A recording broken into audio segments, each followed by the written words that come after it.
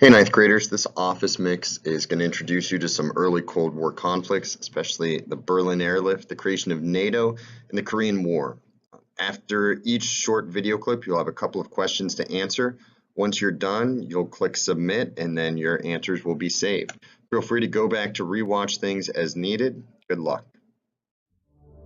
At the Potsdam Conference in 1945, the Allies had agreed to temporarily divide Germany into 4 occupation zones, administered by the U.S., Great Britain, the Soviet Union, and France. The German capital of Berlin, which lay deep within the Soviet zone, was partitioned in the same way. But 3 years later, Germany remained divided, and Berlin had become a microcosm of the Cold War struggle for all of Europe. The Soviet foreign minister emphasized the importance of the German capital. What happens to Berlin happens to Germany. What happens to Germany happens to Europe. The Soviets had plundered the eastern zone of Germany, hauling off machinery, equipment, train tracks, even entire factories to rebuild the Soviet Union. At the same time, the zones under Western control were beginning to thrive.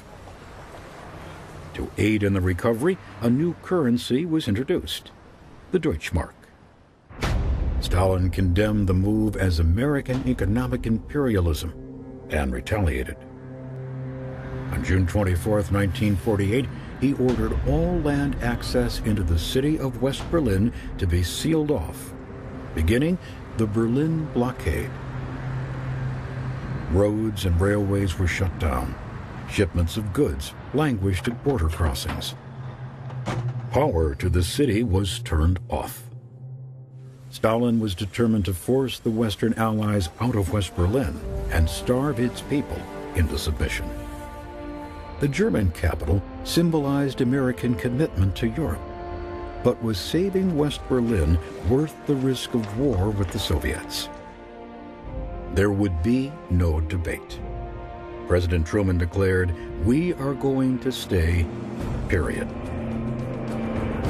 Within days, the United States and Great Britain orchestrated the Berlin airlift to resupply the beleaguered city. Day and night, planes ferried in food, coal, and medical supplies. On average, a flight landed in West Berlin every 3 minutes. More than 2 million tons of cargo were delivered to Berlin during the 15-month operation. Each mission brought the threat of Soviet military intervention, but it never came, and the flights continued unchallenged. Finally, in May 1949, the Soviets relented and lifted the blockade. In its wake, any hopes to reunify the country were abandoned, and a permanently divided Germany became a reality. Democratic West Germany and Communist East Germany. The blockade underscored the need for a united defense against Soviet aggression. In 1949, the United States and Canada joined with 10 European nations to form a military alliance, the North Atlantic Treaty Organization, or NATO. A rebuilt, rearmed West Germany would join the alliance in 1955.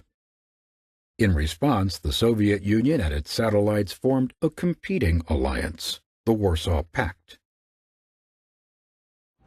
Through 1948, the success of the Truman Doctrine, the Marshall Plan, and the Berlin airlift had frustrated Soviet plans to dominate Europe. But the Red Star was rising, and 1949 would be an explosive year for world communism.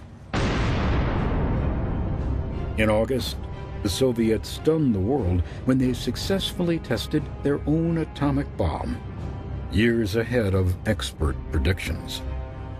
And in China, communist revolutionary Mao Zedong prevailed in a decades-long civil war against the Chinese nationalist government.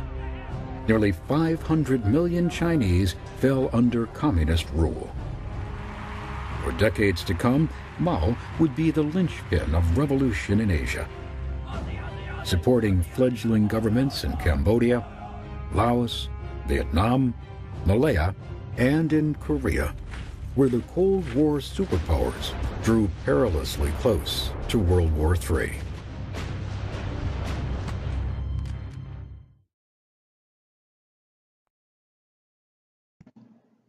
In addition to the conflicts in Europe, a Korean War broke out, which the U.S. got involved in along with other United Nations between North and South Korea.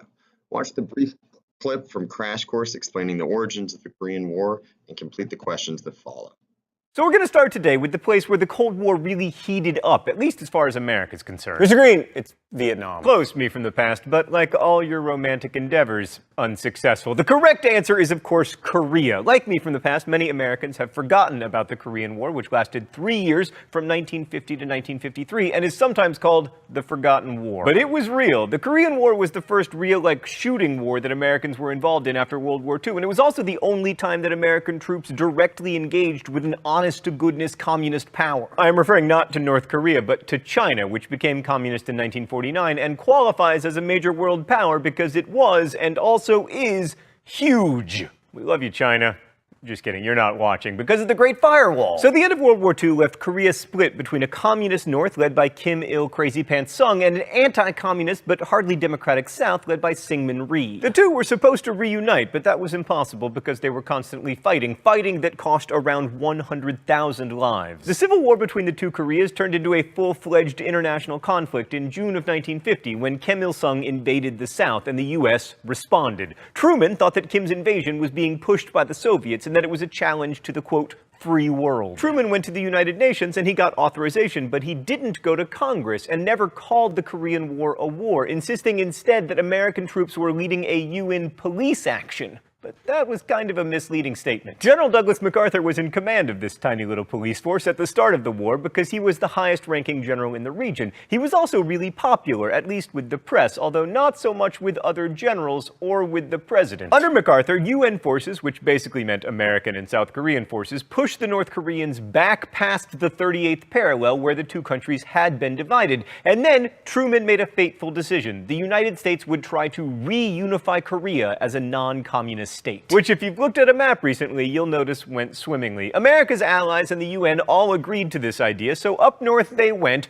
all the way to the northern border with China at the Yalu River. At that point, Chinese forces, feeling that American forces were a smidge too close to China, counterattacked on November 1st, 1950, and by Christmas, the two sides were stalemated again at the 38th parallel, right where they started. The war dragged on for 2 more years, with the U.S. pursuing a scorched earth policy and dropping more bombs on Korea than had been dropped in the entire Pacific theater during World War II. The two sides tried to negotiate a peace treaty, but the sticking point was the repatriation of North Korean and Chinese prisoners who didn't want to go back to their communist homelands. Meanwhile, at home, Americans were growing tired of fighting a war that they weren't winning, which helped to swing the election of 1952 for Dwight Eisenhower. Also, he was running against perennial presidential loser Adlai Stevenson, who was perceived as an egghead intellectual because his name was Adlai Stevenson. In addition to helping Ike get elected, the Korean War had a number of profound effects. First, and most importantly, it was expensive, both in terms of lives and money. In 3 years of fighting, 33,629 Americans were killed, 102,000 were wounded, and nearly 4 million Korean and Chinese people were killed, wounded, or missing.